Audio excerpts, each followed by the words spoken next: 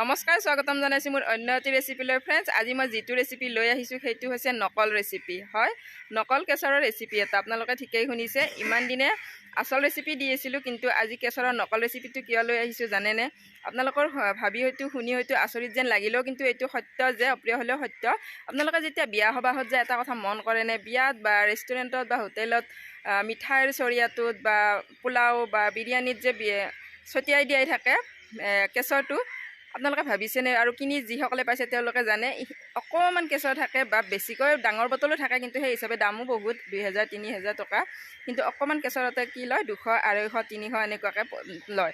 তো সেই কেঁচৰখিনি জানো ছটিয়াই দিয়াটো ইমান সোপা পোলাওত বা মিঠাইত লচ্ছিত দিয়াটো সম্ভৱ? তো সেয়েহে আৰু আপোনালোকে ভাবিছে চাগে কেঁচৰটো হেৰিত হয়, ঠাণ্ডা ঠাইত হয়, হিমাচল প্ৰদেশত বা কাশ্মীৰত এনেকুৱা ঠাইবিলাকত হয়। এইনো কেনেকৈ বনাব হয়, মই আজি বনাম কেনেকৈ, আপোনালোকে ৰেচিপিটো সম্পূৰ্ণকৈ চালে বুজি পাব। সেইটো কেঁচৰ তেওঁলোকে ব্যৱহাৰ কৰে।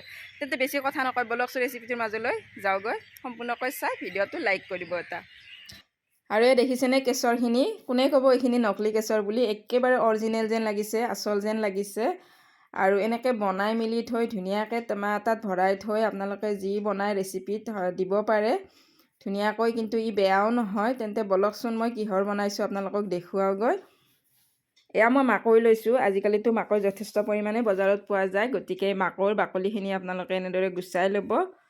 ধুনীয়াকৈ গুচাই ল'লোঁ মই গোটেইখিনি বাকলি। এয়া তাৰপাছত যে মাকৈৰ যে চিল্কটো ওলাই যে, এয়া যে কৰ্ণ চিল্ক বুলি কয়, এই চিল্কখিনি ক'লা অংশখিনি কাটি পেলাব লাগে। তাৰপাছত এয়া বগা অংশখিনি ৰাখিছোঁ মই। মূৰৰ যিখিনি ক'লা আছে সেইখিনি পেলাই দিব।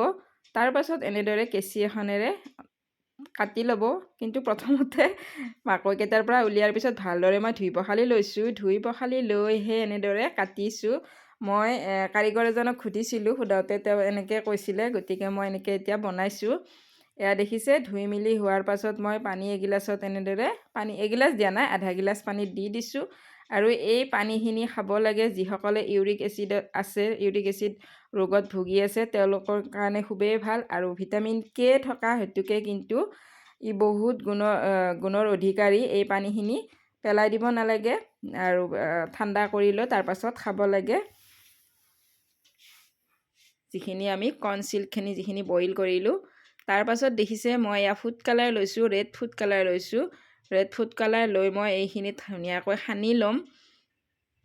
কালাৰখিনিত সানি লৈছোঁ। যেতিয়ালৈকে ৰঙা নহয় তেতিয়ালৈকে কালাৰ দিব। আচলতে যিহেতু চিল্কি টাইপ হয় ন বস্তুটো, গতিকে কালাৰটো লাগি ধৰাত অকণমান দেৰি হয়। একেবাৰে অৰিজিনেল কেঁচৰ যেন লাগিব।